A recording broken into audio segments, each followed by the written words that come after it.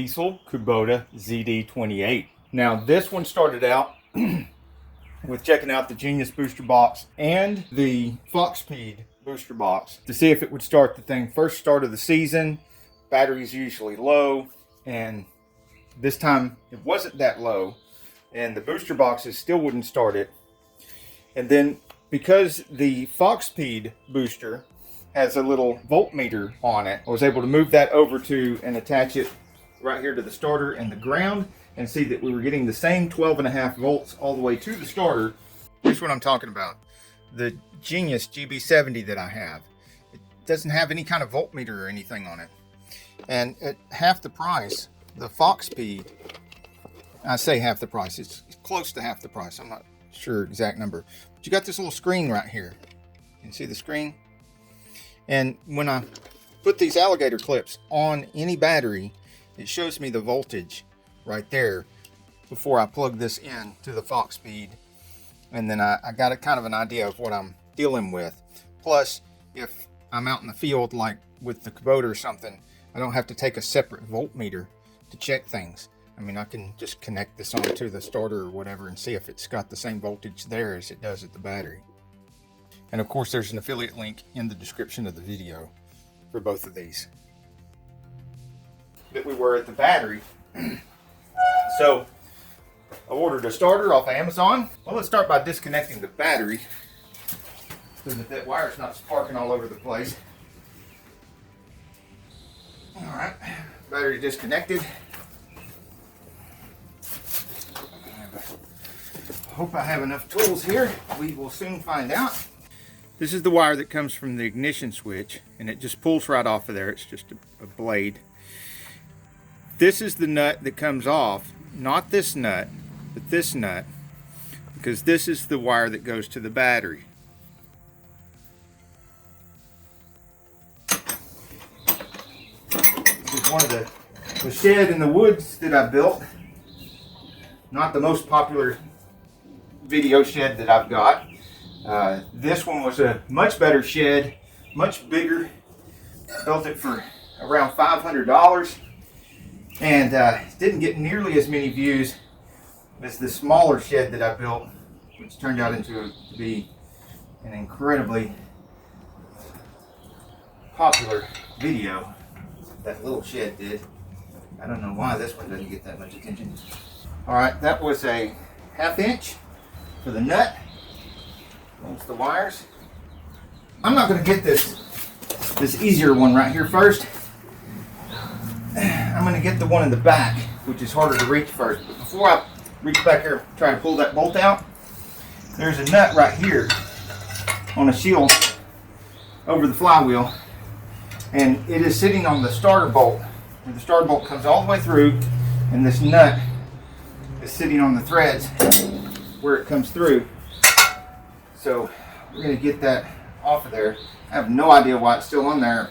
It's obviously not a lock nut, because once I broke it loose, it just run plumb off of there with my fingers, no problem. Okay, I got a straight 12, so I got a little bit more control. See if we can't get in there with that. Get on the head without taking. There we go.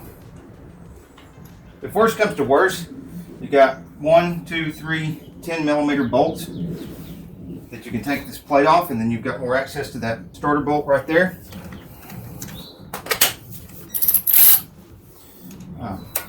All these tools that I use and the parts that I use in my videos, there's a link in the description of the video.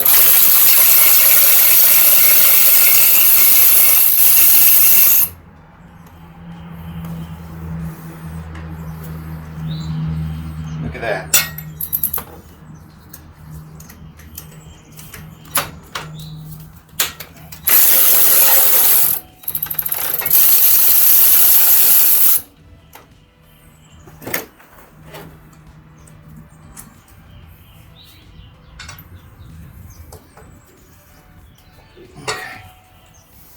There's the old starter. Some brought some Scotch-Brite. There we go. Scotch-Brite for the wire connectors. Just cleaned up real good.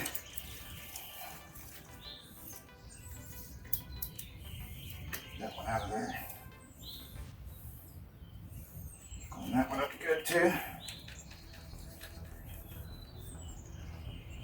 Alright. There. No trash on the plate.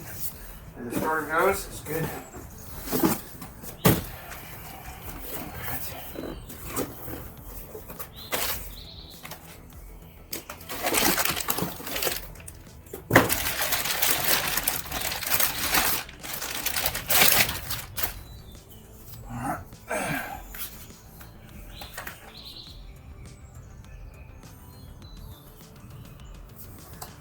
Same solenoid.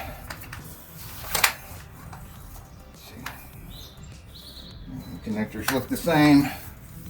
Nose cone looks the same. Looks like where to go here. Now, before I go trying to put that in there, let's get some Loctite on the bolts so I don't forget.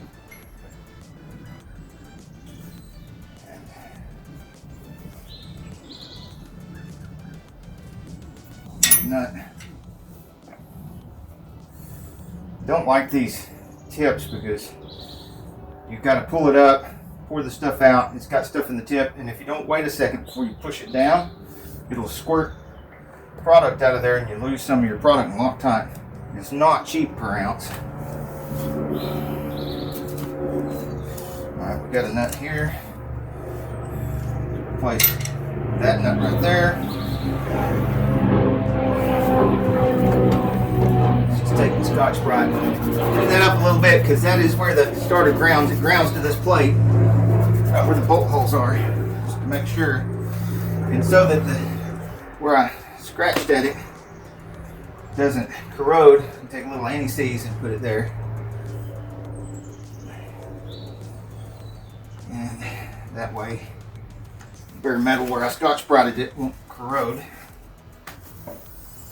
Now, so that I don't have to fight with that bolt, I just stick it right in there.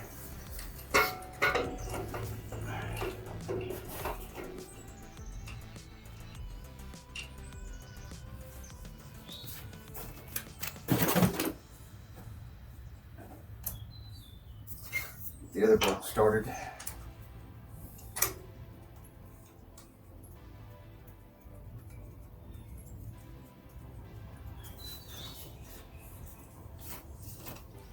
Top one first. Make sure we're on the correct direction.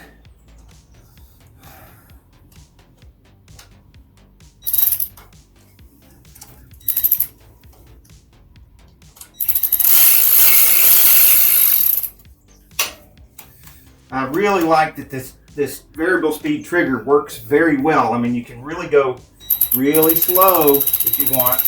Medium. Woo!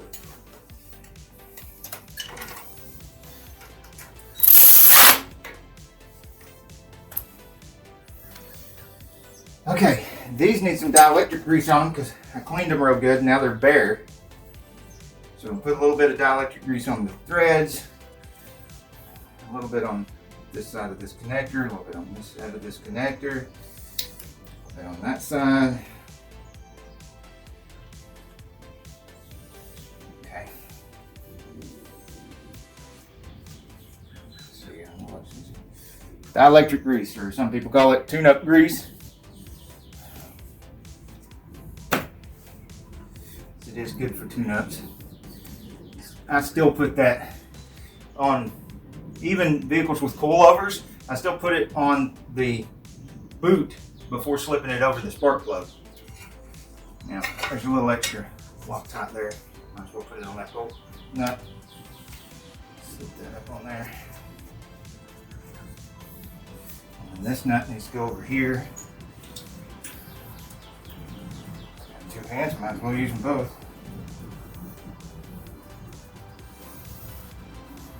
All right. Make this one a little snug. Oh, there's some more room. Wiggle those connectors around. Look at that.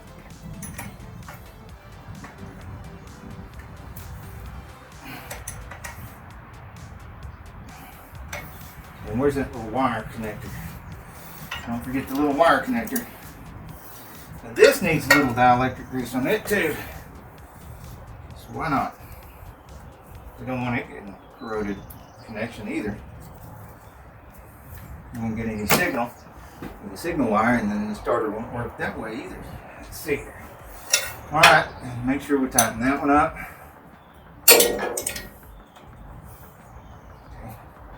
And it's got Loctite on it. Okay. Double check the bolt. Tight. Double check the other bolt.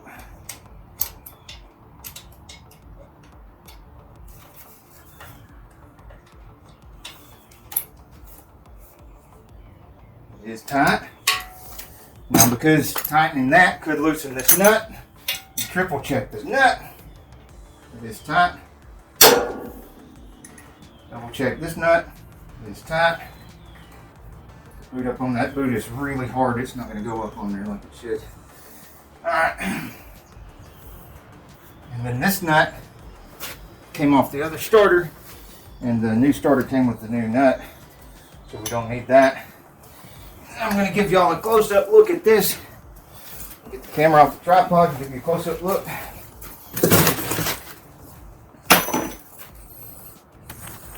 So here you go. New starter. See, y'all can see down in there, and I should have done this with the camera earlier, because now I can see it on the screen of the camera too. I could not see in there before. And you can't get your head in there, but you can get the camera in there. Isn't that neat? You can really look down there. And then you can see the nut over here. It goes on the other side of this bolt right here. And you can see that if you did take the 10 millimeters here, you have way more access to that starter, but you don't really need it. So 12 millimeter, 12 millimeter, 13 millimeter, 10 millimeters in case you want to do that, and 13 millimeter. And that's how you change the starter on a ZD28 Kubota diesel.